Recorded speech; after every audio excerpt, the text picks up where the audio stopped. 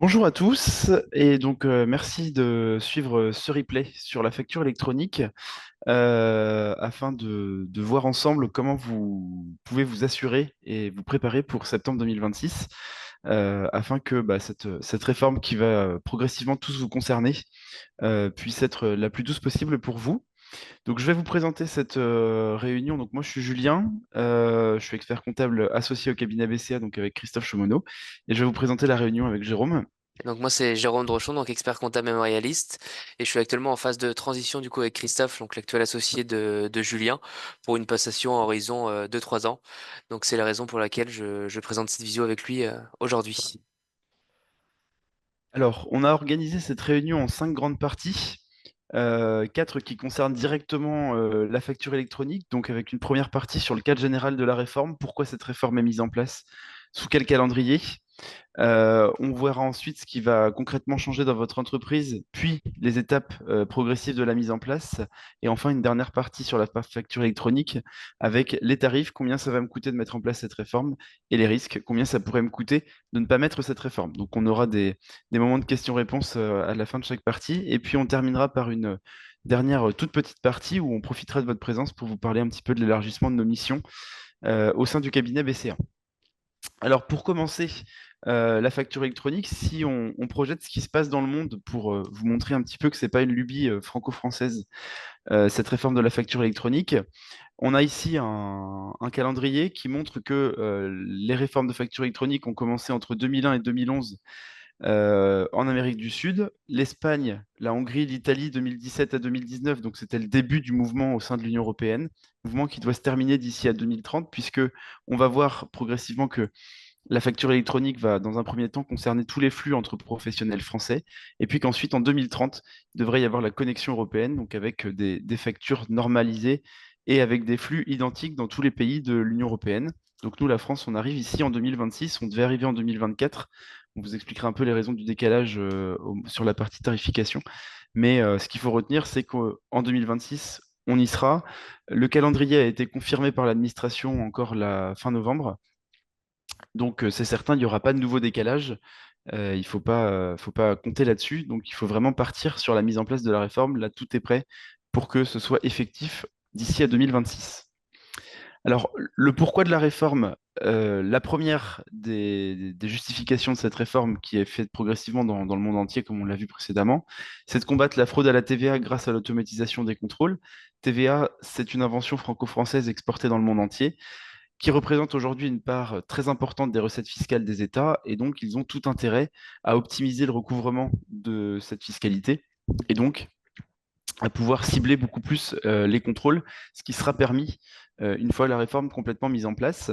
Ça va permettre de réduire la charge administrative liée au papier, donc parce que toutes les factures vont être réunies sur une seule plateforme au même endroit et pour tout le monde, de pré-remplir les déclarations de TVA d'ici à 2030 pour ensuite pouvoir justifier, enfin devoir plutôt justifier chaque correction qui sera faite au moment des déclarations mensuelles ou trimestrielles en fonction des spécificités liées au secteur d'activité, à vos entreprises, etc. Donc ça, ce sera à partir de 2030 normalement. Et puis, ça devrait permettre de réduire les délais de paiement parce qu'il y aura les échéances qui seront incluses dans les mentions obligatoires de la facture électronique. Donc, ça va faciliter le contrôle et donc les délais de paiement qui sont aujourd'hui pas toujours respectés, puisque depuis 2008, on a une loi qui limite les délais de paiement entre professionnels à 60 jours. Certains mauvais élèves, on cite souvent la grande distribution ou l'État, ne respectent pas toujours ces délais, mais c'est très difficilement contrôlable. Demain, ça va devenir beaucoup plus facilement contrôlable par l'administration, puisqu'elle aura tous les flux à sa disposition. Et donc, elle pourra éventuellement appliquer les sanctions. Donc, ça, la peur du gendarme aura probablement un effet sur la réduction des délais de paiement. En tout cas, pour les secteurs privés comme la grande distribution, mais pas pour l'État qui, lui, s'est exclu de la réforme.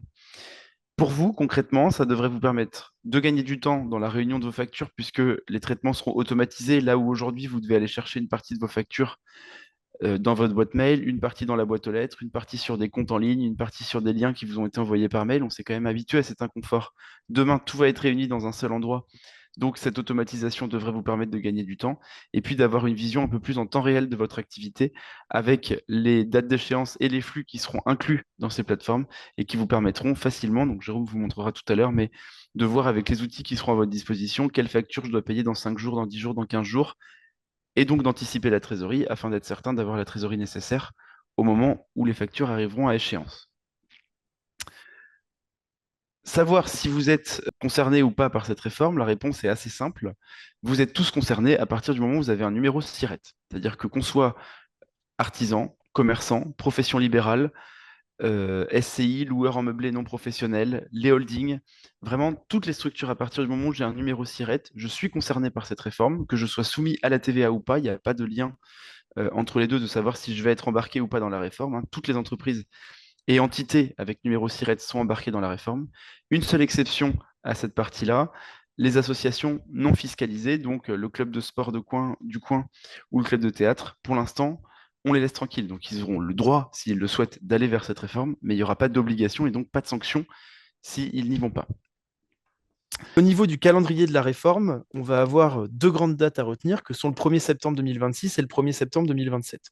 Le 1er septembre 2026, c'est la date à laquelle vous allez être dans l'obligation d'être en mesure de recevoir la facture électronique, donc d'avoir le décodeur qui va vous permettre d'obtenir les factures dématérialisées donc sur une plateforme unique, parce que c'est la date à partir de laquelle les grandes entreprises vont être dans l'obligation d'émettre des factures sous format électronique. Donc toutes les entreprises de plus de 300 salariés, au plus tard le 1er septembre 2026, doivent être en mesure d'émettre cette facture électronique. Donc on a tous affaire aux grandes entreprises, hein. On en a cité quelques exemples ici, EDF, Ceolis, les assurances, les banques, mais on aurait pu aussi mettre les forfaits de téléphone, d'Internet, etc. Donc dès le septembre 2026, il faut être en mesure de recevoir la facture électronique. Un an plus tard, pour tous ceux qui émettent des factures à d'autres professionnels, donc là, ça ne concerne pas tout le monde, il faudra également être en mesure, au 1er septembre 2027 au plus tard, d'émettre de la facture électronique, date à laquelle toutes les entreprises, quelle que soit leur taille, devront émettre sous ce format spécifique qu'on appelle le format FactureX. Dès aujourd'hui, on va dire d'ici au premier trimestre 2026, ce que vous avez à faire, c'est de choisir et de souscrire à une plateforme agréée, donc le fameux logiciel qui va vous permettre de recevoir les factures, de vous inscrire à l'annuaire national dont on va vous parler ensuite. Et pour ça, vous allez pouvoir nous signer un mandat de délégation pour qu'on puisse le faire à votre place. Donc ça, on va pouvoir s'en occuper d'ici au premier trimestre pour qu'ensuite, vous soyez à peu près tranquille au moment où la facture électronique va arriver. Et pour terminer sur la partie générale, on va, avant les questions, je clique un peu vite à chaque fois, parler vocabulaire. Donc vous allez souvent entendre parler dans les prochains mois de ces deux termes, la solution compatible et la plateforme agréée. On commence à entendre beaucoup parler de plateformes agréées. Les plateformes agréées, leur rôle, c'est de trouver le destinataire de la facture, c'est-à-dire quand je vais envoyer une facture, la plateforme agréée, c'est le système qui va permettre que ma facture, elle arrive chez mon client professionnel à la fin. C'est ces factures-là, c'est ce système de plateforme agréée qui va me permettre en tant que client de recevoir les factures, puis de mettre à jour leur statut, dont on va le voir après, est-ce qu'elles sont acceptées, refusées, payées ou en attente de paiement, et puis de faire remonter au portail public de facturation les données obligatoires. Donc le portail public de facturation, c'est le concentrateur, là où toutes les factures françaises seront stockées et qui fera également office d'annuaire pour savoir quelle est mon adresse en tant qu'entreprise finalement. Mais ces plateformes agréées, dans votre quotidien, vous allez peu les voir. Ce que vous allez beaucoup voir, c'est les solutions compatibles. Les solutions compatibles, c'est ce qui sera connecté aux plateformes agréées. Et donc, on aura deux types de solutions compatibles. La première, c'est la solution compatible vente, ce qu'on appelle aujourd'hui les logiciels de facturation qui finalement devront pouvoir être connectés au réseau de la facture électronique. Donc là, par exemple, chez BCA, ce qu'on propose, ça va être Mon Expert en gestion, Conto Facturation, Projet BAT ou Easy Today. Mais vos autres éditeurs potentiels de factures de vente vont aussi probablement devenir des solutions compatibles, sinon elles ne pourront plus exister.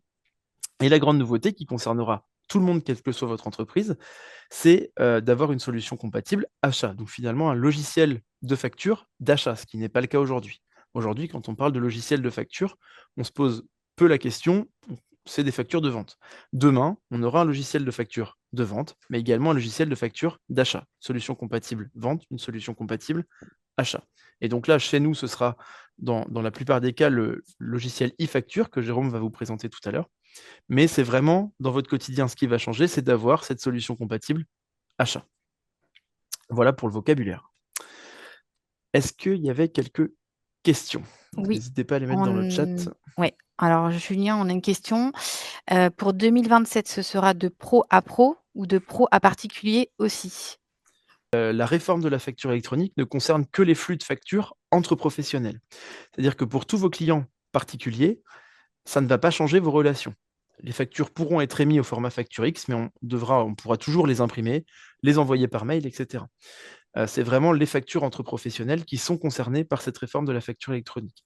Il est prévu dans les textes, mais là, on n'a pas encore de date exacte, puis ça a tendance à souvent se décaler, de passer ensuite à une étape supplémentaire qui s'appellerait le e-reporting, où là, ça inciterait ça obligerait à déclarer les ventes faites aux particuliers tous les mois. Mais il n'y aura jamais de système de réception des factures numériques pour les particuliers. Donc ce sera complètement différent, ce sera finalement une déclaration un peu accolée à la déclaration de TVA. Donc ce qu'il faut retenir, c'est que facture électronique, la réforme s'impose au flux entre professionnels en 2026, en 2027 et après. Les associations sont considérées comme pro? Alors, les associations fiscalisées, oui. Les associations non fiscalisées, non. C'est-à-dire que les associations non fiscalisées n'auront pas l'obligation d'avoir le logiciel en gros de réception de factures d'achat. Elles pourront quand même s'en équiper, et à mon avis, c'est ce qui se passera probablement, puisque ces associations, ce sera compliqué pour elles de réunir les factures, ou en tout cas, elles devront expliquer à leurs fournisseurs qu'elles, elles ne sont pas concernées, donc il faut l'avoir comme un particulier. Donc elles n'auront pas l'obligation d'être en mesure de recevoir de la facture électronique pour les associations non fiscalisées, mais elles pourront le faire. C'est vraiment le cas particulier d'entités ayant un numéro SIRET et dont la facture électronique ne leur sera pas imposée. Alors, Pas d'autres questions. pour vous, pour votre entreprise, le fonctionnement de la facture électronique. Alors, le fonctionnement de la facture électronique, on l'a schématisé, on s'est projeté il y a 30 ans, à l'époque du courrier, où finalement, ce n'était pas compliqué pour les relations entre fournisseurs et clients.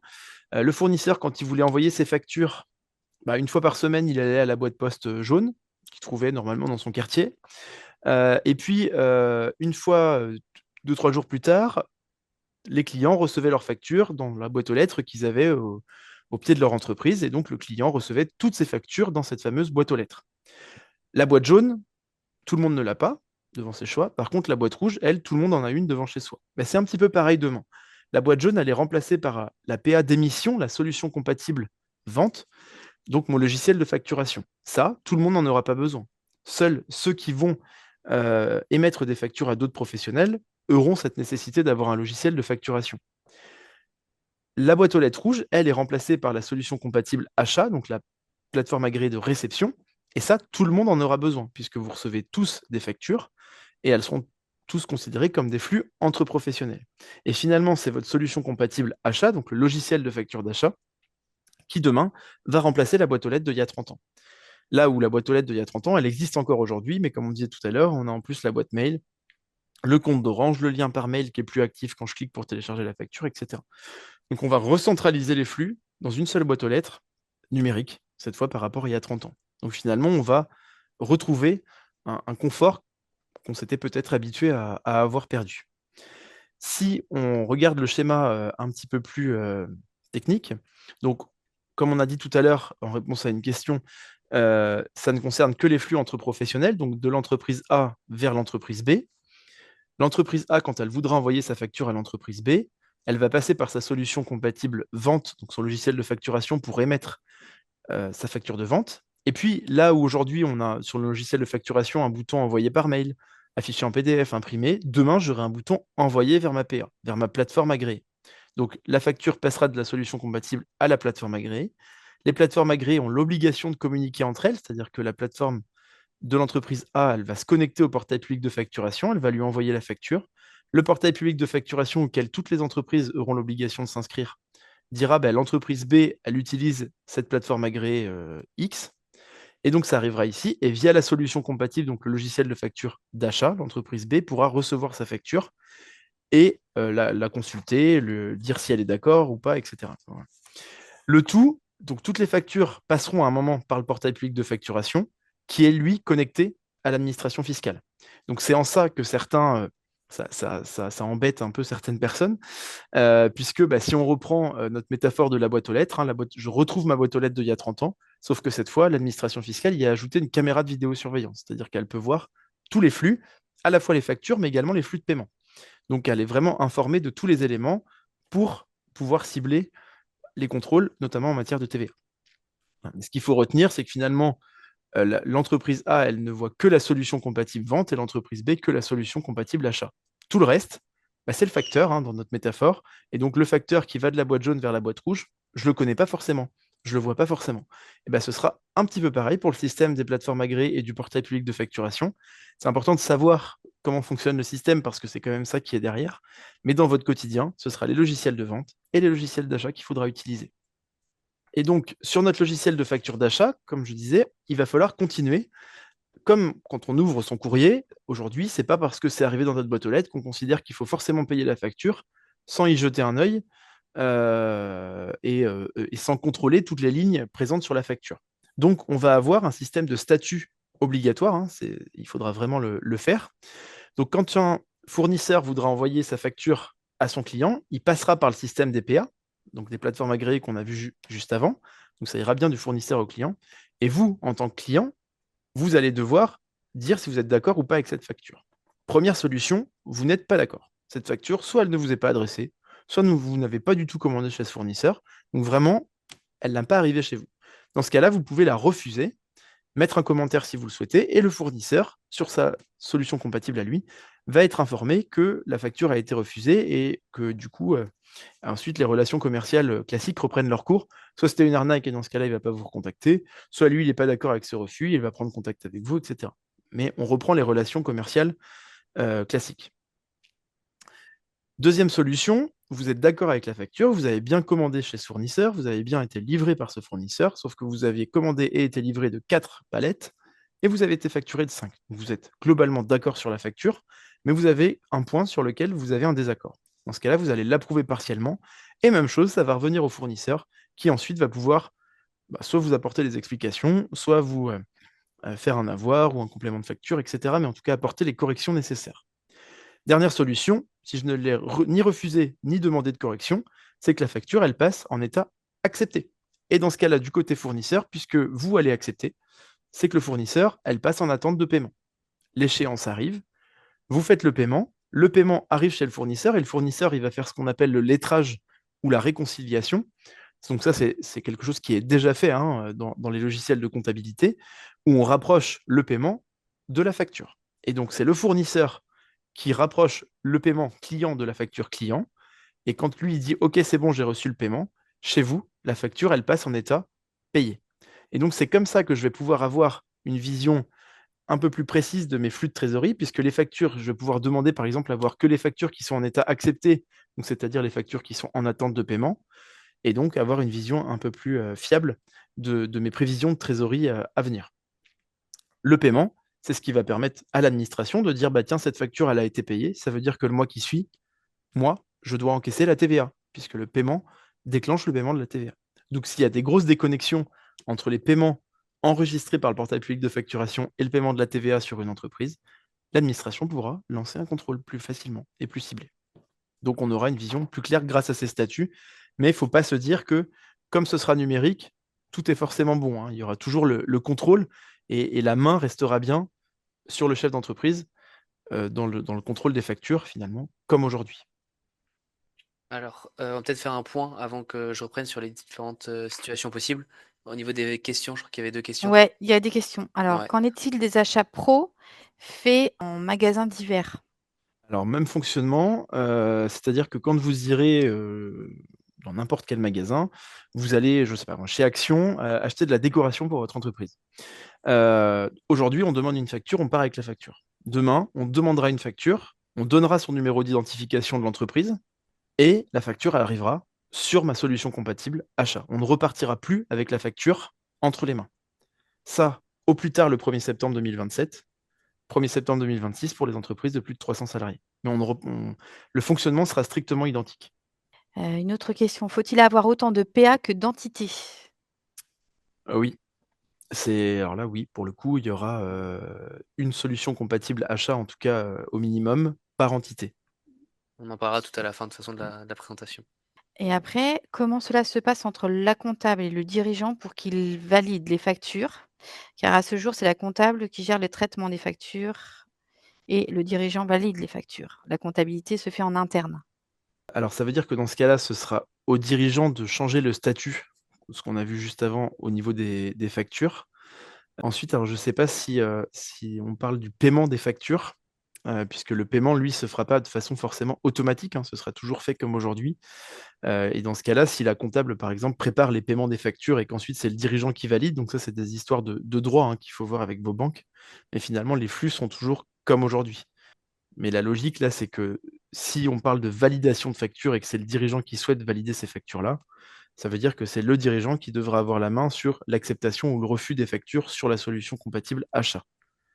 Je ne sais pas si c'est exactement ça la question, il ne faut pas hésiter à préciser s'il y a besoin. Ouais. En termes Et d'organisation, en fait, finalement, ça va pas changer votre organisation dans le traitement des factures. C'est juste le mode de communication qui va être modifié. j'ai pas d'autres questions. Ok, je vais continuer. Ça va peut-être justement aider à comprendre la logique de cette facture électronique, parce que là, Julien a pu présenter un peu la réforme en tant que telle, à quoi elle correspond. Et donc là, moi, je vais plutôt vous présenter les différentes possibilités, ce qu'on appelait les scénarios, dans lesquels vous allez forcément vous retrouver dans une de ces situations. Je vais présenter rapidement 5 situations. Vous serez forcément dans une de ces situations. Et comme ça, vous verrez très concrètement demain comment ça va se passer pour vous avec vos outils en interne. C'est-à-dire que là, on l'a présenté la structure et là, c'est comment ça va se passer pour vous avec les outils et les logiciels que vous avez vous en interne. La première possibilité, c'est si vous effectuez actuellement vos factures de vente. Donc là, ça sera pas forcément pour tout le monde, c'est-à-dire que les factures de vente actuellement, tout le monde n'en fait pas. Pour certains qui facturent qu'à des particuliers ou qui ont des logiciels de caisse, ne facturent pas forcément, ne font pas forcément des factures de vente en tant que telles. Par contre, tout le monde reçoit des factures. Aujourd'hui, quand on est un professionnel, quand on a un SIRET, on reçoit forcément des factures. Donc, comme Julien l'a dit, aujourd'hui, par courrier, par mail, par lien pour lequel il faut aller rechercher, etc. etc. pardon. Demain, vous recevrez tout sur cette fameuse plateforme eSuite, donc dans eFacture, automatiquement. Donc là, dans ce schéma et dans tous les autres ensuite, que je présenterai plus rapidement, il y a forcément 2 flux. Comme Julien l'a dit avant, il y a forcément le flux vente, donc là, qui est vous qui facturez à vos clients des prestations, c'est-à-dire que vous effectuez une facture actuellement de vente et vous l'envoyez à votre client. Et un flux achat, donc là, c'est votre fournisseur qui vous effectue une facture et pour laquelle vous la réceptionnez. Et aujourd'hui, cette facture, vous la déposez sur mon espace BCA. Donc dans l'onglet achat, vous déposez tous les mois pour la déclaration de TVA toutes ces factures. Demain, toutes ces factures, vous les recevrez automatiquement sur eFacture, qui sera notre outil qu'on verra juste ensuite. On aura une petite vidéo pour vous montrer un peu le visuel que pourra avoir cet outil eFacture. Donc là, très concrètement, si aujourd'hui vous effectuez vos factures de vente, donc là les flèches noires, le flux noir, si vous effectuez vos factures de vente sur mon expert en gestion, qu'est-ce que ça va changer la facture électronique pour vous demain? Ben finalement, rien du tout. C'est-à-dire que vous allez effectuer votre facture de vente sur Meg comme vous le faites actuellement, vous allez indiquer votre client, vos articles, et au moment où vous avez terminé, vous faites valider sur la facture. Et vous retrouvez votre facture sur mon expert en gestion, sur la liste de vos factures. Mais le seul petit changement qu'on aura, c'est qu'aujourd'hui, là où vous envoyez sur le petit logo, le petite lettre pour l'envoyer par mail, ou si vous l'imprimez et vous l'envoyez par courrier, par exemple, demain, il y aura seulement un petit bouton pour l'envoyer sur la PA de mon client. C'est-à-dire que vous n'avez pas besoin de savoir quelle est la PA de votre client. Dans le contact de votre client, vous aurez indiqué les informations obligatoires de la facture. Et donc, quand vous allez effectuer la facture sur Make, vous allez l'envoyer automatiquement sur la plateforme agréée Le Village Connecté, qui est la plateforme, comme l'a dit Julien juste avant, de BCA. Mais finalement, la PA, et ça Julien aussi l'a dit, c'est un peu invisible pour vous. C'est un peu le facteur dans la comparaison avec la poste qu'on a vu juste avant. Vous allez continuer d'être sur mon expert en gestion, sur votre solution compatible. Vous effectuez tout sur mon expert en gestion, vous l'envoyez via une plateforme agréée qui s'appelle Le Village Connecté. Peu importe pour vous cette plateforme, mais à la fin, votre client recevra cette facture, donc comme actuellement. Donc c'est vraiment juste le mode de communication qui va changer. Au niveau des achats, donc là, on est dans le cas où aujourd'hui vous effectuez le dépôt de vos documents tous les mois via mon espace BCA. Demain, comment ça va se passer? Votre fournisseur, par exemple, vous avez une facture Point P. Point P va effectuer sa facture sur sa plateforme à lui, va l'envoyer sur sa plateforme qui elle-même va envoyer à vous sur votre boîte aux lettres, votre plateforme agréée qui sera le village connecté. La plateforme agréée va recevoir cette facture .p et va l'envoyer automatiquement sur eFacture, donc le visuel qu'on aura juste après. Donc, c'est-à-dire que demain, c'est vraiment ça la nouvelle, le vrai changement, c'est pour ce flux achat. Là où aujourd'hui, on n'a pas de logiciel pour recevoir les achats, on n'a pas de boîte aux lettres virtuelle. Et bien demain, vous aurez cette boîte aux lettres virtuelle où vous recevrez automatiquement toutes ces factures qui passeront dans le champ facture électronique. Donc pour le moment, on exclut justement les tickets carburant ou restaurant, par exemple. La deuxième situation, hop, c'est si vous effectuez tout sur Meg. On a dans un certain cas où vous effectuez vos factures de vente sur mon expert en gestion et également vos factures d'achat, vous les déposez, pas sur mon espace BCA, mais sur mon expert en gestion. Demain, demain, comment ça va se passer sur mon expert en gestion? Vous allez, là où aujourd'hui vous déposez manuellement dans Meg Achat, le petit onglet, vos factures, vos tickets, etc. Demain, votre fournisseur va vous effectuer la facture. Ça va passer par la plateforme agréée, le village connecté, et vous recevrez automatiquement sur Meg Achat. Donc, finalement, là où aujourd'hui vous avez des dépôts manuels à faire parce que vous les recevez par plein de canaux différents, demain, vous les recevrez automatiquement sur votre boîte aux lettres numérique, qui sera dans ce cas-là mon expert en gestion. La troisième situation, et vous allez être possiblement dans ce cas-là, on va avoir le cas où vous allez avoir deux plateformes agréées. Comme on a deux flux, c'est tout à fait possible d'avoir deux plateformes agréées. Une émission, donc pour recevoir nos factures, pour avoir notre boîte aux lettres, et une envoi de factures à votre client. Donc si par exemple vous utilisez actuellement Conto Facturation, qu'on propose aussi au cabinet, Conto Facturation nous dit, ben non, moi j'utilise pas la plateforme agréée, le village connecté. Aucun problème. Si vous voulez, aujourd'hui en France, on a environ 100 plateformes agréées par l'État. Donc vraiment, il y a de grandes possibilités pour que tout le monde, et c'est même quasiment sûr, n'utilise pas uniquement le village connecté. Bah, c'est pas si grave. Comme j'ai dit juste avant, la plateforme agréée, c'est uniquement le facteur. Le facteur, vous le connaissez pas dans la vie de tous les jours. Vous, ce qui compte, uniquement, vous vous dites, ben, moi, je continue de faire mes factures sur Conto Facturation comme actuellement. Je sais que Conto Facturation est adossé à une plateforme agréée, mais finalement, aujourd'hui, qu'est-ce qu'on dit sur les logiciels de facturation? On vous demande que les logiciels soient certifiés, conformes, que ces logiciels soient conformes. Demain, on demandera simplement que ces logiciels soient attachés à une plateforme agréée. Donc Conto, lui, a sa propre plateforme agréée, la plateforme agréée Conto. Donc vous effectuez votre facture de vente sur le même outil que vous utilisez actuellement. Vous l'envoyez via la plateforme agréée qui sera le facteur à votre client final qui le recevra lui sur sa plateforme. Et là, on est toujours dans le même cas où au niveau des achats, vous déposez vos éléments sur mon espace BCA. Demain, vous les recevrez automatiquement sur e-facture, e-facture enfin, pour lequel on aura un petit visuel juste après. On peut aussi tout à fait être dans le cas où vous avez un logiciel de facturation X, c'est-à-dire que vous avez un logiciel de facturation. Nous, c'est vrai qu'au cabinet, on propose Mon Expert en gestion et Conto Facturation. On propose aussi Projetbat et EasyToday, mais il n'y a aucune obligation. C'est-à-dire que nous, c'est vraiment des logiciels qui sont plutôt généralistes pour vous proposer une solution pour facturer vos clients si vous n'avez pas spécialement de logiciel métier. Mais voilà, c'est possible d'avoir un logiciel de facturation adapté à vous, votre métier, précisément. Demain, avec cette facturation électronique, on ne va pas vous obliger à changer de logiciel pour autant. Si ce logiciel est très bien pour vous, votre métier, eh bien, conservez-le. Il n'y a aucun problème. Seulement, la seule possibilité enfin, la seule obligation que vous allez avoir, c'est de demander à passer par l'assistance de votre logiciel de facturation et de leur demander, voilà, mon comptable m'a parlé de facturation électronique, comment ça va se passer demain? Est-ce que j'ai bien une plateforme agréée qui est adossée à mon logiciel de facturation? Julien l'a dit tout à l'heure, il n'y a pas de grande inquiétude à avoir dans le sens où si votre logiciel de facturation n'a pas de plateforme agréée adossée à son logiciel, bah, c'est tout simplement la mort de son logiciel parce que personne ne va l'utiliser. On ne pourra pas l'envoyer à ses clients, donc ça n'a pas d'intérêt. Mais voilà, il faut seulement s'assurer, donc envoyer un petit mail ou un message à l'assistance de votre logiciel pour s'assurer qu'on a bien une plateforme adossée à son logiciel de facturation. Mais finalement, peu importe la plateforme, c'est uniquement le facteur. Et donc là, c'est toujours le cas où vous effectuez le dépôt des documents sur mon espace BCA. Demain, vous les recevrez automatiquement sur e-facture.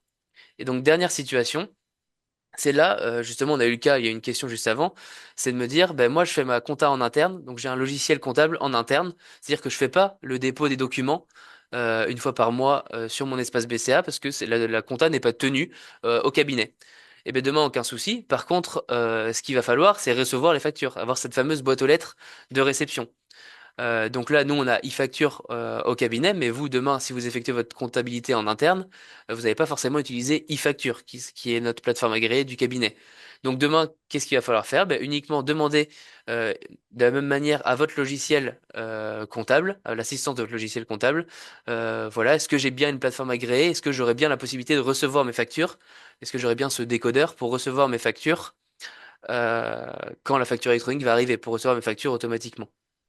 Donc voilà, finalement, c'est un peu la même idée que si vous avez votre logiciel de facturation autre que ce qu'on propose.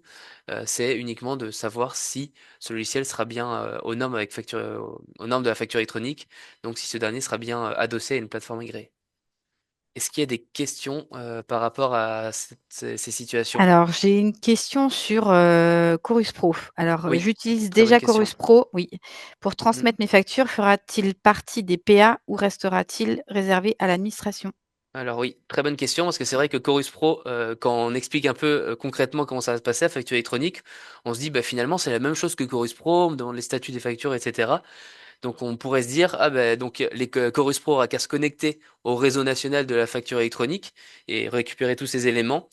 Mais malheureusement non. Pourquoi? Parce que l'administration, donc parce que Chorus Pro pour qui ça ne parle pas, c'est la plateforme pour ceux qui facturent à des administrations, à des lycées, des collèges, etc.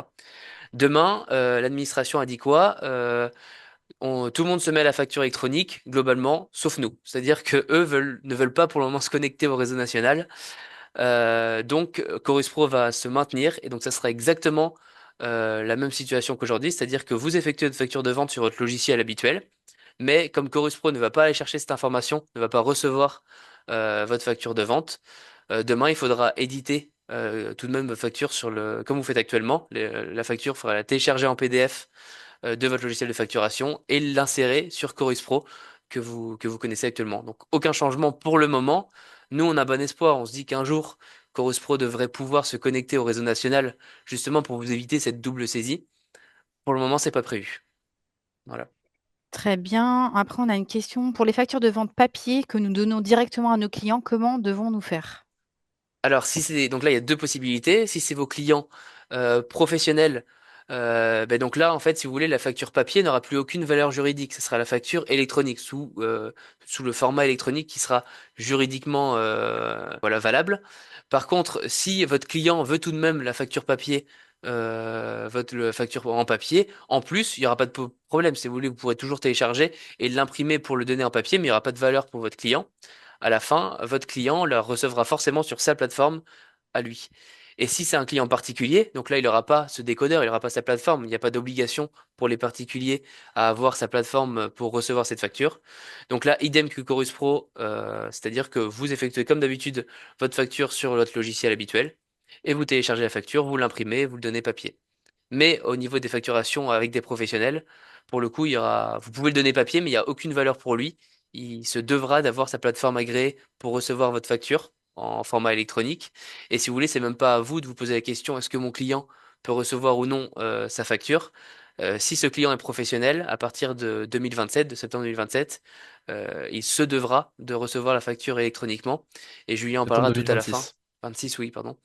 Il se devra de le réceptionner cette facture. Julien parlera tout à la fin justement des sanctions. Si justement il n'a pas de solution pour recevoir ses factures, vous verrez que voilà, ça donne assez voilà, ça donne envie de d'utiliser ces plateformes. Après, on a une question pour savoir si les clients auront un abonnement supplémentaire à régler pour utiliser La PA. l'APA. Donc ça, on pourra y revenir Oui, en fin tout de à la fin. diaporama. Tout à la fin, il y aura un point sur les Euh, tarifs. Mais donc nous, on aura un point. Donc Julien en parlera de toute façon. On pourra dire ce que nous on fera nos tarifs BCA. Par contre, si vous avez des logiciels à vous, donc pas le BCA, là justement, on n'a pas la main sur les tarifs de tout le monde. On a seulement les tarifs BCA. et après, est-ce que tout cela concerne les échanges avec la CPAM, donc plutôt pour des BNC? En effet, je suis Dell et donc j'émets de la facturation pour me faire payer par la CPAM. Non, là, dans ce cas-là, le client, donc là, vous êtes profession libérale médicale. Le client final, en fait, c'est le particulier. Hein, la CPM est juste là pour prendre en charge. Donc, il n'y a pas d'émission de facture directement entre professionnels. Dans votre cas, en tant que profession libérale médicale, ce qu'il faut retenir, c'est que vous serez concerné, et ce de façon définitive, seulement par la solution compatible achat. Donc juste ce qu'on va vous montrer juste après, c'est-à-dire d'avoir le logiciel qui vous permettra de recevoir toutes vos factures d'achat. Côté vente, vous n'aurez absolument aucun changement par rapport à ce que vous connaissez aujourd'hui pour encaisser vos prestations auprès des caisses CPM, etc. Et pas d'autres questions pour l'instant. Très bien. On va continuer. Hop. Et donc le tout maintenant, ça va être de choisir notre solution compatible au niveau des achats. Ça, c'est pour tout le monde, justement. Donc le niveau des achats, ça concernera tous les clients à partir du moment où on a un numéro SIRET. Et une solution compatible vente uniquement pour ceux qui en ont besoin. Donc typiquement, voilà, on vient juste d'en parler. Ceux qui ne travaillent qu'avec des particuliers ou si par exemple vous êtes infirmière avec un BNC, dans ce cas-là, évidemment, on n'a pas de facture de vente actuellement à effectuer. Donc demain, pas de changement, pas besoin d'avoir de solution pour ces ventes. Mais il va quand même falloir une solution pour recevoir ces factures, pour avoir ce décodeur pour recevoir les factures. Donc comment ça va se passer? Cette solution compatible achat via le cabinet BCA. Demain, ça va être ce fameux outil e-facture. Donc j'en ai parlé pas mal. Donc là, l'idée, c'est d'avoir un visuel sur ce nouvel outil qui va pour le coup changer notre organisation. C'est-à-dire que aujourd'hui, on n'a pas l'habitude d'avoir un logiciel pour recevoir les factures, et c'est ça qui va être le réel changement. Donc Et là, demain, juste avant oui, que Jérôme lance la vidéo, pour tous ceux qui sont arrivés un petit peu en décalage, ce qu'il faut retenir finalement de la facture électronique, c'est ce que Jérôme va montrer, c'est l'outil qui sera le vrai changement à partir de 2026 pour tout le monde, quel que soit votre statut. À partir du moment où vous avez un numéro SIRET, au plus tard le 1er septembre 2026, vous devez avoir un outil qui ressemble à ce que Jérôme va vous montrer maintenant. tout à fait. Donc là, l'outil, si vous voulez, vous allez avoir tous les accès à la suite de ce rendez-vous. Donc on y reviendra juste après pour créer vos accès, etc. Ça, on y revient juste après. Et donc, demain, à quoi va ressembler ce nouvel outil e-facture? Vous allez vous connecter sur votre espace. Vous aurez accès à votre outil Mon suivi de facture. Et quand vous cliquerez sur l'outil Mon suivi de facture, à ce moment-là, vous aurez votre liste de toutes les factures qui arriveront électroniquement, donc qui arriveront automatiquement. Donc là, on pourra les filtrer sous forme à intégrer. Ça, c'est les factures qui ne seront pas encore traitées en comptabilité. On aura aussi le filtre à traiter. Ça, c'est les factures qui sont en attente de paiement, c'est-à-dire en comptabilité, mais pas encore payées, et les factures traitées, qui là sont les factures qui seront en comptabilité et payées. On aura aussi la possibilité, c'est tout l'intérêt de la facture électronique, c'est d'avoir des filtres en fonction de la date de paiement, c'est-à-dire que dans l'outil, dans les champs obligatoires de la facture électronique, on a cette date d'échéance, et donc dans la date d'échéance, en ayant la date d'échéance, on aura une idée de la trésorerie à moyen et long terme, donc on pourra filtrer ce qu'on a à payer entre 0 et 15 jours, 15-30 jours, etc. Donc ça, on aura vraiment un plus par rapport à ce que vous connaissez actuellement. Ensuite, on aura des filtres où on peut filtrer avec le nom des fournisseurs, par montant, etc., par date. Donc ça, il n'y aura aucun problème. Et si on double-clique sur la facture, on aura toujours un visuel, je dirais PDF, que vous connaissez actuellement, pour voir la facture à quoi elle ressemble concrètement. On pourra leur ajouter un commentaire qui sera ensuite envoyé à votre fournisseur. Si éventuellement, voilà, comme l'a dit Julien au tout début, vous n'êtes pas d'accord sur toute la facture, si vous êtes facturé d'une quantité en plus ou autre. Voilà sur l'outil e-facture. Donc vous voyez, en 1 minute, on arrive à le présenter entièrement.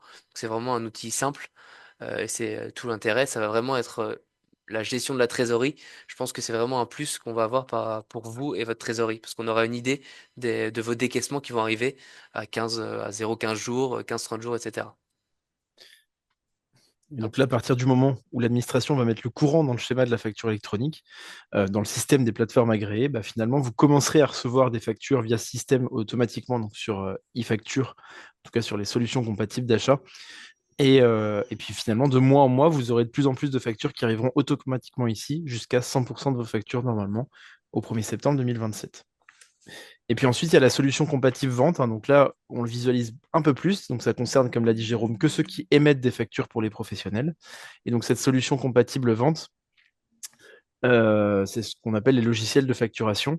Donc si jamais vous avez un des logiciels qu'on propose chez nous, donc Mon Expert en Gestion, ou Conto Facturation, qui sont nos logiciels un peu plus génériques, et puis ensuite Projet BAT spécifique dans le bâtiment, Easy Today, son petit frère récemment arrivé, qui permet de gérer tout ce qui est auto-entreprise, et également les dépannages avec signature des devis sur les téléphones portables avec paiement en direct. Donc toutes ces solutions-là, si vous êtes équipé d'une solution par l'intermédiaire du cabinet, vous n'avez plus de questions à vous poser sur votre partie logicielle de facturation vente, puisqu'ils sont d'ores et déjà connectés à DPA. En tout cas, on suit tout pour vous et il n'y a pas de difficulté là-dessus. Si vous avez un autre logiciel, donc un logiciel métier ou en dehors des logiciels fournis par le cabinet qui sont en rien imposés par le cabinet, à ce moment-là, ce que vous avez à faire dans les prochaines semaines, c'est de contacter votre éditeur pour bien vous assurer auprès de lui que la connexion au réseau des plateformes agréées est bien prévue. Ils ont des réponses toutes prêtes. S'ils n'en ont pas, pour le coup, il est temps de changer, mais il y a une probabilité extrêmement faible qu'il n'ait pas de réponse sur ce sujet. Donc pas trop d'inquiétude, mais ça peut être bien de s'en assurer pour être serein au moment de l'arrivée de la facture électronique.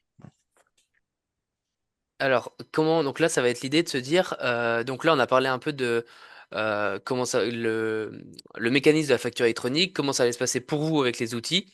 Donc, on a compris qu'on va devoir avoir une plateforme, une solution compatible achat pour recevoir ces factures dans tous les cas, et éventuellement une solution compatible vente si vous effectuez des factures de vente actuellement à des clients. Et donc là, à très court terme, ce qu'il va falloir faire, c'est vous inscrire au portail public de facturation. C'est-à-dire que là, aujourd'hui, on doit vous inscrire, on doit dire telle entreprise est bien connectée au réseau national avec telle plateforme agréée. Et donc ça, pour ça, et pour ensuite pouvoir recevoir les factures sur eFacture, le petit module qu'on a vu juste avant, il va falloir créer votre compte eSuite. Et c'est à l'intérieur de ce compte eSuite qu'on va avoir plusieurs modules ou onglets. Et donc dans ces onglets, on aura un onglet eFacture, un onglet iDépôt et iGED qu'on verra ensuite. Quand on va créer le compte eSuite, normalement c'est déjà en cours de création, vous avez déjà reçu ce mail ou vous le recevrez très bientôt, si vous ne l'avez pas déjà reçu, un mail d'activation de votre compte eSuite. Et donc pour créer votre compte eSuite, il vous suffit de cliquer sur le lien de création de mot de passe, vous indiquez votre mot de passe et ensuite pour vous connecter, c'est votre adresse mail et le mot de passe que vous aurez défini.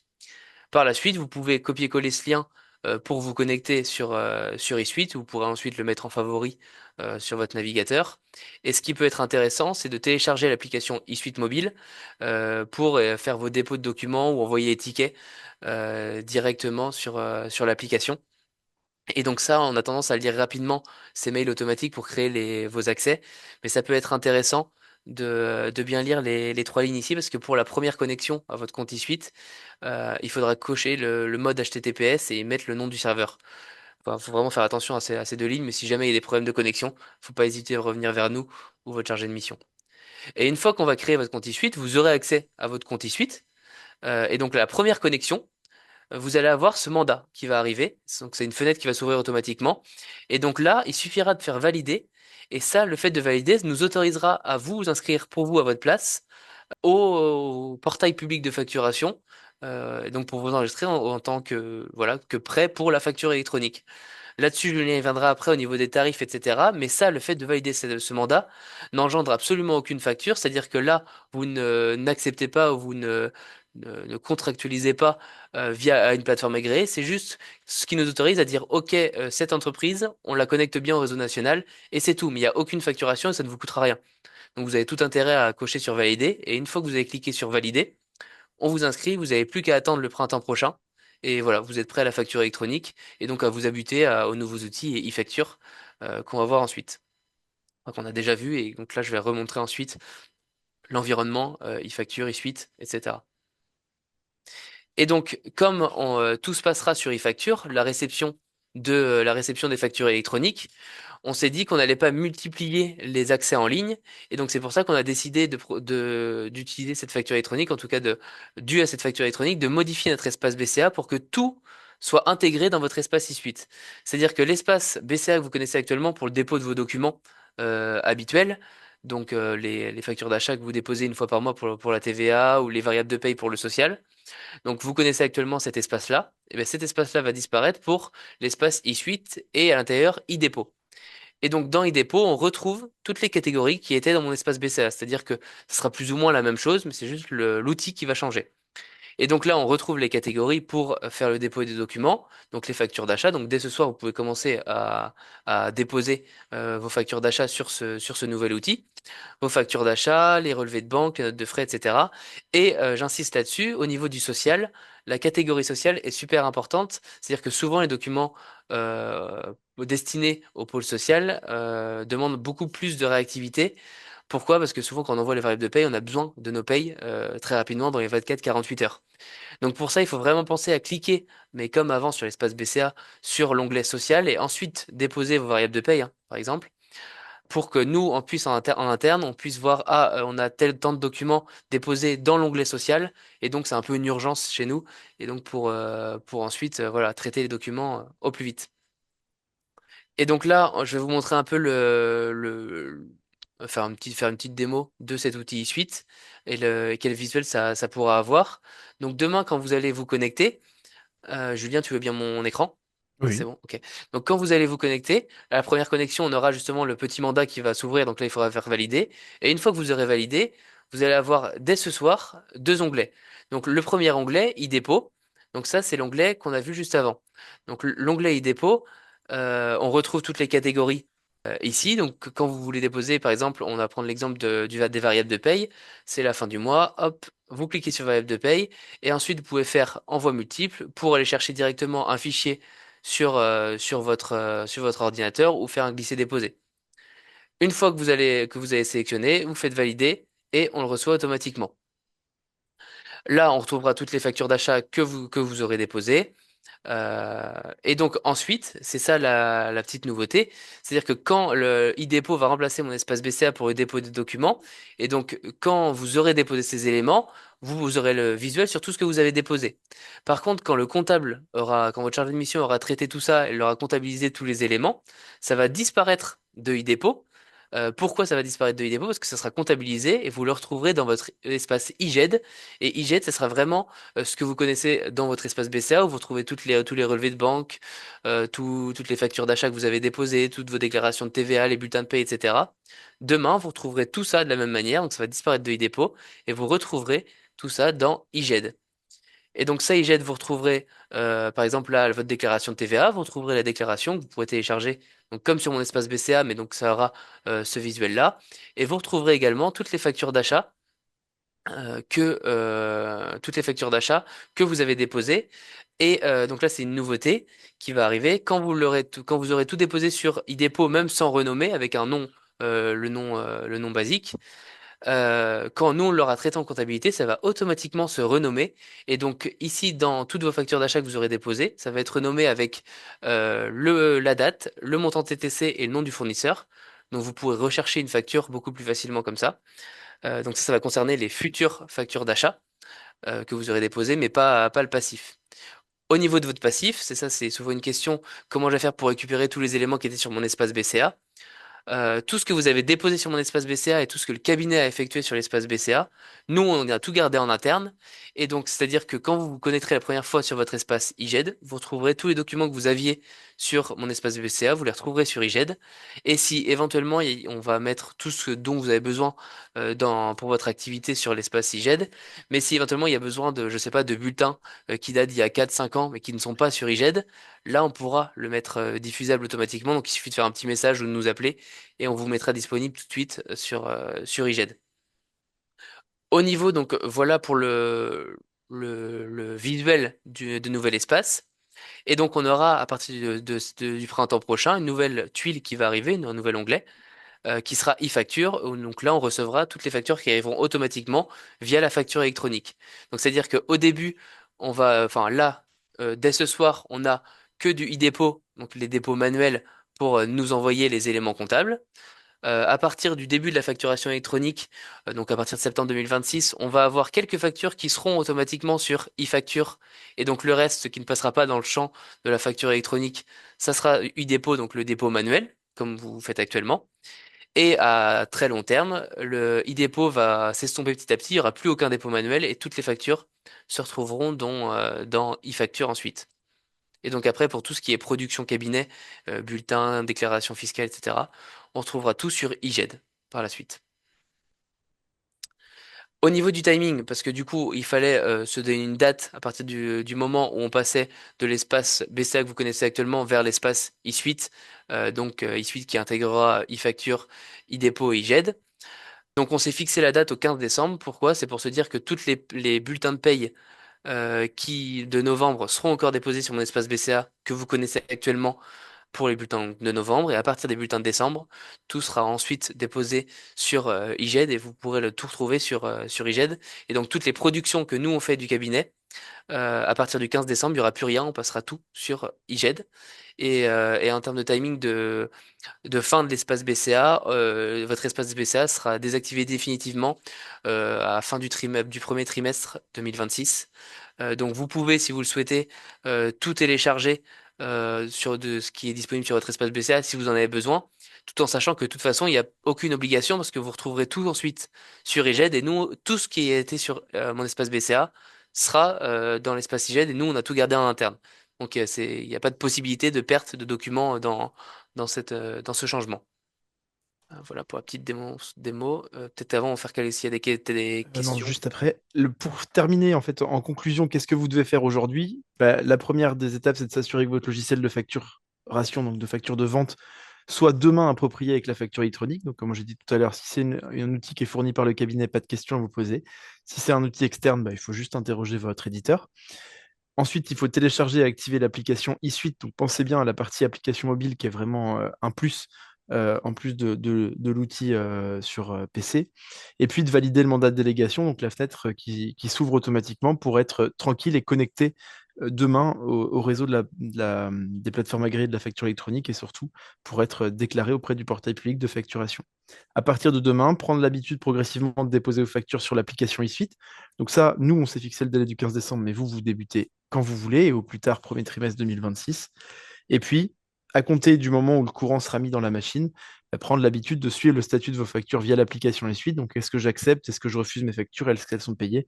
Finalement, vous ouvrirez de moins en moins de courriers, et vous devrez mettre à jour de plus en plus de statuts sur les factures. Voilà. Donc, c'est vraiment les changements et le calendrier à prévoir dans les prochaines semaines. On arrive aux questions, du coup. Et oui, on a une petite question parce que je pense que certains utilisaient aussi eSuite avant.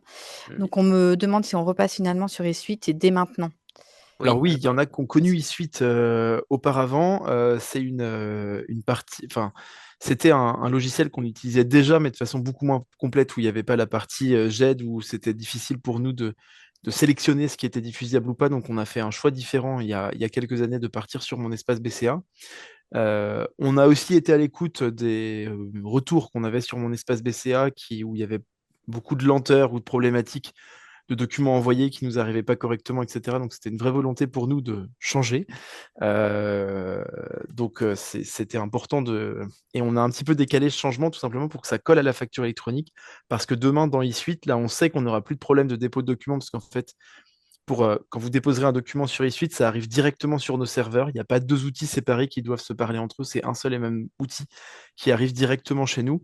Et c'est aussi l'outil qui va gérer la facture électronique. Donc l'objectif, c'était que vous ayez un environnement unique. Donc en effet, pour ceux qui ont déjà connu eSuite, vous allez retrouver cet environnement et ainsi échapper aux lenteurs et problématiques qu'on a pu connaître avec mon espace BCA. J'en profite pour ceux qui étaient déjà sur eSuite. J'ai dû voir une question passer à un moment, mais je ne la vois plus. Pour ceux qui l'utilisent encore actuellement, vous n'aurez évidemment pas de mail de connexion pour recevoir des nouveaux mots de passe, hein. Vous utiliserez les mêmes mots de passe. Simplement, soit aujourd'hui, soit demain au plus tard, quand vous allez vous reconnecter, vous avez la demande de mandat qui va s'ouvrir automatiquement et que vous pourrez valider directement. On a une question sur des tickets papier. En fait, pour les prochains achats, je demande au magasin d'envoyer directement les factures réglées sur place, sur ma plateforme. Donc, c'est pas encore activé. Voilà. Peut-être Ça, repréciser c'est un peu. que pour l'instant, la facture électronique, on peut juste se déclarer auprès du portail public de facturation, mais le réseau de la facture électronique n'est pas en place. Donc, on va dire jusqu'au printemps, ça ne change rien. À partir du printemps, certaines entreprises vont commencer à proposer d'envoyer de la facture électronique. À partir de septembre 2026, celles qui le font pourront vous l'imposer, c'est-à-dire vous dire, bah non, nous, on n'émet plus le papier puisqu'on le dépose directement sur les plateformes agréées. Et à partir de septembre 2027, il n'y aura plus de questions. Ce sera tout via les plateformes agréées. Donc dans les prochains mois, ça ne change rien. Puis progressivement, à compter, on va dire, de avril-mai 2026 jusqu'à septembre 2027, vous aurez de plus en plus de factures qui arriveront par ces canaux-là. Et à partir de septembre 2027, 100% des factures. Voilà. Donc il y avait une précision dans la question qui précisait que vous étiez infirmière. Pour le coup, il n'y a pas de... Ma réponse vaut pour tout le monde, hein. Tout à fait. Et après, certaines personnes n'ont pas reçu les liens à activer pour eSuite. Alors on a essayé d'identifier tout le monde. On a certaines personnes qui n'ont pas identifié, donc on vous laisse revenir vers nous peut-être demain par mail. Et après, c'est que les envois se font sur les boîtes mail des dirigeants. Donc il faut checker, les adresses, dossiers et perso des dirigeants. D'autres questions? Oui, alors après on a si elle descend pas, désolée, Moi, j'arrive à voir. Ah oui, en si. attendant. Est-ce que je Rentrer peux en en les attendant scannant. Oui, alors en effet, dès aujourd'hui, enfin dès que vous avez activé l'espace e-suite, vous pouvez commencer dès à présent à les scanner sur le e-dépôt. Donc soit par l'ordinateur, comme on a pu vous montrer là pendant la visio, et également avec l'application eSuite mobile, vous vous connectez avec les mêmes identifiants que vous aurez choisis grâce au premier mot de passe, et vous pourrez là utiliser l'appareil photo, ce qui est très pratique pour tout ce qui est papier, puisque l'appareil photo permet de recadrer, en fait, ça détourne automatiquement, donc ça arrive directement scanné propre chez vous et chez nous, puisque vous avez accès à tous les documents déposés sur IGN. Donc je confirme, vous pouvez le faire dès à présent, et du coup, bah, vous n'utilisiez pas mon espace BCA, vous n'avez pas à vous y mettre. Du coup, celui-ci, passez directement sur eSuite. Et on nous demande si la signature électronique est électronique ou papier pour le mandat. Donc du coup, c'est bien tout électronique via les liens, qui seront C'est juste envoyés. la fenêtre, comme une fenêtre pop-up en fait, qui va s'ouvrir sur eSuite. Et si vous faites valider, ça vaut signature du mandat. On n'a pas eu la question des tickets. Alors c'est moi qui la pose du coup. Pour les Oui, tickets de carburant ah et oui, de restaurant, ce on serait a peut-être bien de régulièrement le cette question parce que c'est une vraie interrogation de se dire comment ça va se passer pour ces petits tickets. Donc ce sera probablement en effet une des dernières étapes de la mise en place. Et puis, on a deux exemples qu'on cite, hein. L'exemple qu'on a pu voir en Slovénie. Donc, où en Slovénie, la réforme de la facture électronique est déjà en place. Et donc, aux pompes à essence, tout simplement, bah, quand on passe à la pompe, on doit inscrire si on est particulier ou professionnel. Si on est professionnel, ça demande le numéro d'identification pour qu'ensuite les factures arrivent directement sur les plateformes. Donc, ça va forcément demander une mise à jour des logiciels au niveau des pompes à essence, donc à voir dans les prochains mois. Et puis pour la partie restaurant, c'est les systèmes de caisse au Canada qui se sont mis un petit peu à jour, où finalement, bah, quand on demande une fiche, donc un ticket de caisse qui sort de la caisse, on a un QR code. Si on scanne ce QR code, ça génère automatiquement une facture électronique. Donc tout finira par arriver via ces plateformes, mais c'est certain que tous ces petits tickets, ce qu'on appelle les notes de frais, c'est la partie qui va traîner le plus longtemps et où il faudra encore les n'hésite prendre en pas à photo, à mon commenter. avis, pour quelques mois, voire quelques années, quoi. Et je vois pas mal de questions sur certains qui n'ont pas reçu avec la SCI, etc. Donc si vous avez plusieurs structures et que vous n'avez pas encore tout reçu, n'hésitez pas à contacter bah, vos intervenants habituels au cabinet pour nous le dire. Et de toute façon, d'ici 15 jours, 100% des entreprises vont toutes être activées. Là, on les activait au fur et à mesure des réunions. Donc, on avait 12 réunions d'information. Aujourd'hui, c'est la 12e et dernière réunion d'information. Donc ensuite, on va lancer l'activation générale. Donc n'hésitez pas soit à revenir vers nous pour qu'on vous active plus rapidement, pour que vous ayez directement accès à toutes vos sociétés si jamais il y a eu un petit loupé, parce que c'est pas toujours facile pour nous de repérer les noms, surtout en visio. Euh, mais dans tous les cas, dites-vous bien que d'ici 2 semaines, tout sera en place. Et pas d'autres questions.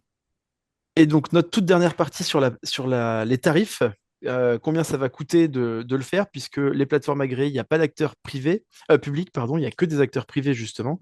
Les acteurs, il y avait un acteur public qui devait être mis en place, mais qui avait été inventé pour ne pas le faire, puisqu'il y avait des contraintes beaucoup trop compliquées, et l'État a complètement abandonné ce projet-là, et c'est pour ça que ça a été décalé de 2024 à 2026. Et du coup, il n'y a plus enfin, ce n'est que des acteurs privés et donc payants. Donc, les tarifs qu'on vous annonce ici, c'est si vous passez par les outils du cabinet. Pour les autres outils, si vous faites votre comptabilité sur d'autres outils, par exemple, ben, on peut pas, faudra vous renseigner auprès de vos éditeurs. Ça ne veut pas dire qu'on vous accompagnera pas, hein, on insiste bien là-dessus. Donc, n'hésitez pas à revenir vers vos interlocuteurs habituels au cabinet si vous avez besoin d'accompagnement dans les questions à poser à vos fournisseurs et dans le traitement de leurs réponses. Mais en tout cas, pour les tarifs du cabinet, on est sur un tarif de base à 100 € hors taxe par an pour la gestion de l'intégralité des plateformes agréées, et un tarif réduit de moitié, donc 50 € hors taxe ou 60 € TTC pour ceux qui ne sont pas soumis à la TVA, pour les SCI, les loueurs en blé non professionnels, les holdings, les loueurs de fonds et les BNC, les bénéfices non commerciaux. Donc c'est un tarif qui qui nous paraît raisonnable par rapport au temps que vous allez pouvoir gagner dans la réunion de vos factures. Alors évidemment, ça se verra beaucoup plus le temps gagné sur une structure d'exploitation type artisan commerçant que sur une holding ou sur une SCI, hein, puisque forcément vous avez peu de volume. Donc là, vous verrez plus le coût. Mais voilà, si on met le temps gagné avec peut-être un peu moins de frais postaux, même si cette partie-là a déjà commencé à baisser fortement depuis plusieurs années, on arrive sur un tarif très raisonnable aussi par rapport à ce qui se fait à côté, ou quand on compare avec ce qu'il y a sur le marché, on est en gros entre 5 et 12 fois moins cher que ce qui est à côté. Pourquoi dans les cabinets comptables, on arrive à des tarifs attractifs à ce niveau-là? C'est parce que finalement, ça fonctionne un peu en groupement d'achat, hein. Nous, on achète des paquets de licences qu'on peut ensuite redistribuer chez nos clients. Voilà. Cette facturation-là, elle n'interviendra pas avant l'année 2027, puisqu'on ne facturera rien avant l'arrivée de l'obligation. Je te coupe, on a une Oui. question pour quelqu'un qui voudrait arrêter Projet BAT pour passer sur une autre solution Interfast. Le Oui. prix ne sera pas celui-là. Alors là, c'est la partie vente. Donc, il y a la partie achat qui serait potentiellement gérée via e-facture avec ces tarifs-là. La partie vente, ça, ensuite, il faudra voir si, dans la nouvelle solution, le lien avec les plateformes agréées génère une facturation supplémentaire ou pas. Ça dépend des outils. Sur la plupart des logiciels de vente, il y a, en tout cas dans ceux que nous on suit, il y a peu ou à la rigueur des petites évolutions, mais pas franchement significatives, puisque finalement on est déjà dans la plupart des cas sur des coûts mensuels ou des licences annuelles qui intégreront de fait et de façon quasi obligatoire les plateformes agréées. Mais en tout cas, ça vaut le coup de leur poser la question dès le début, si vous envisagez un changement de solution, de se dire est-ce que dans le tarif dont on se parle aujourd'hui, la connexion aux plateformes agréées est prévue. Et ensuite, donc ça c'était le coût pour le faire, et le coût pour pas le faire, pour le coup, alors vous allez voir que les sanctions sont quand même très élevées, hein, puisque si vous n'adhérez pas à une plateforme agréée, donc à partir du 1er septembre 2026, pour tous les assujettis à TVA, toutes les factures qui arrivent sous format électronique, donc 100% des factures à partir de 2027, enfin de septembre 2027, vous ne pourrez plus récupérer la TVA pour toutes ces factures-là. Donc finalement, c'est quand même une sanction qui peut s'avérer absolument énorme, hein, pour une entreprise de ne plus pouvoir récupérer la TVA sur vos achats. Évidemment, ça ne vaut pas pour les ventes, hein. Vous devrez bien entendu continuer à payer votre TVA sur les ventes. Et en plus, il y a une amende forfaitaire de 15 euros par facture dans la limite de 15 000 euros par an. Donc ça concerne tout le monde, que vous soyez LMNP, etc., ou profession libérale, même soumis ou pas à la TVA. Et cette amende de 15 euros par facture, dans le projet de loi de finances pour 2026, il est envisagé de la passer de 15 à 50 euros par facture. Donc, vous voyez que si on met en face le coût annuel de entre 50 et 100 euros par an, en fonction des situations, on arriverait très vite à des sanctions complètement démesurées par rapport au coût des logiciels de facturation. Bon, le projet de loi de finances pour 2026, sans parler de la situation politique actuelle, est quand même très incertain en termes de vote. Donc pour l'instant, on est resté sur ce qui est déjà voté, ce qui est le cas de l'intégralité de la réforme de la facture électronique. Il ne faut pas non plus espérer de la situation politique actuelle un petit peu mouvementée, que cette réforme ne se fasse pas, puisque tout ça, c'est déjà dans les textes depuis plusieurs années. Donc en fait, on arrive simplement au moment de la mise en place. Alors, je sais pas, il y avait d'autres questions Oui, je ou... Ouais, recoupe juste par rapport justement à la personne qui souhaite changer là sur Interfast. oui. Elle me demande si il faudra bien que j'interface la PA d'Interfast avec eSuite. Moi, j'ai juste mis qu'il fallait s'assurer qu'Interfast il y ait une PA adossée à C'est ça. Interfast. Et en fait, il faudra s'assurer qu'Interfast est en mesure de se connecter à une plateforme agréée pour émettre les factures. eSuite vous permettra de recevoir les factures.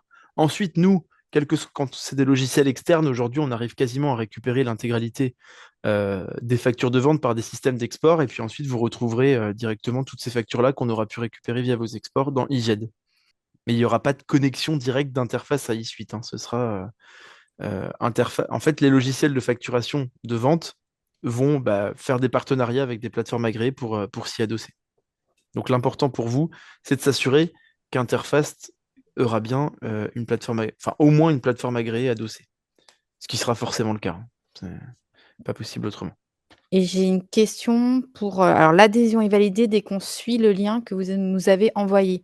En fait, si vous validez tout, ça nous valide le mandat et après quand l'administration sera prête, ça va se connecter. Exactement, c'est ça. C'est qu'en fait, en gros, là, on est en train de mettre les fondations. Il manque le courant dans la machine que l'administration mettra probablement en avril ou mai 2026.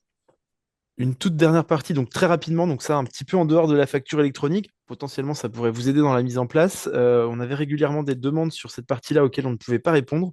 Donc on a créé récemment, on commence tout juste à communiquer dessus, une filiale qui s'appelle Binoméo, qui vise à vous simplifier votre gestion administrative. Donc on a donné quelques exemples ici, la rédaction, mise en forme de courrier, l'élaboration des devis, factures, le suivi des paiements, des relances clients, les paiements fournisseurs, la transmission des pièces comptables, le suivi des variables de paye. Enfin, on peut imaginer une liste euh, très longue. Donc ça, c'est vraiment, en gros, pour faire de l'assistance administrative sur lesquels vous pourriez avoir des besoins soit ponctuels, type j'ai ma comptable en interne, mais celle-ci est un arrêt maladie prolongé, un congé maternité, etc. Donc là, on va pouvoir intervenir de façon ponctuelle ou alors plus sur la durée, avec des interventions plus ou moins importantes en fonction des besoins. Donc on pourrait intervenir 1 heure par mois, 1 heure par semaine, 3 heures par mois. Donc ça, c'est vraiment en fonction des besoins. Donc si vous ressentez des besoins sur cette partie-là, n'hésitez pas à contacter vos chargés de mission au cabinet pour qu'on puisse en discuter ensemble et puis voir ce qui serait le plus approprié dans vos entreprises. Et puis la toute dernière partie, c'est le petit quart d'heure, quart d'heure, la minute pub pour nos réseaux sociaux. On vous invite, si vous le souhaitez, à nous suivre sur Facebook et LinkedIn, où on peut de temps en temps diffuser certaines informations. Donc, sur la facture électronique, ça pourrait être par exemple la date où l'administration va justement mettre le courant et où les premiers flux vont commencer à intervenir. Et puis, on met de temps en temps des actualités, des informations, des nouveautés, des marronniers, par exemple. On arrive en fin d'année, de savoir, tiens, je n'ai pas de salarié, mais est-ce que j'ai le droit au CESU? Je souhaiterais faire des chèques vacances, qu'en est-il? Comment ça se passe? Donc, ça peut être des petites idées, pas que c'est le conseil principal qu'on va vous donner, mais ça peut vous donner l'idée de contacter votre chargé de mission habituel en disant, OK, moi, ça peut me concerner. Donc, j'appelle mon chargé de mission pour voir si on peut trouver des solutions pour moi. En tout cas, est-ce que c'est adapté à ma situation? Voilà, donc n'hésitez pas si vous le souhaitez. Merci à vous tous pour cette réunion. S'il y a des dernières questions, n'hésitez pas encore à les poser. Et puis, passer de bonnes fêtes de fin d'année sinon, et avec en 2026 l'objectif de cette mise en place de facture électronique qui devrait bien se passer. On est plutôt confiant dessus et en tout cas, on sera là pour vous accompagner sur toute cette mise en place de cette réforme. On a juste une dernière question Oui. pour le code serveur. Donc, on va regarder, hein, on va vous envoyer. Et Je le code du serveur est disponible dans la création, sur le mail de création de votre identifiant, hein, de votre mot de passe. En bas, il y a justement le nom du serveur. À la première connexion, il faut mettre le nom du serveur. De mémoire, c'est suite.conseilbca.fr. isuite.conseilbca.fr et mode HTTPS à cocher. Voilà. Donc merci à tous. Bonne soirée. Bonne soirée à tout le monde.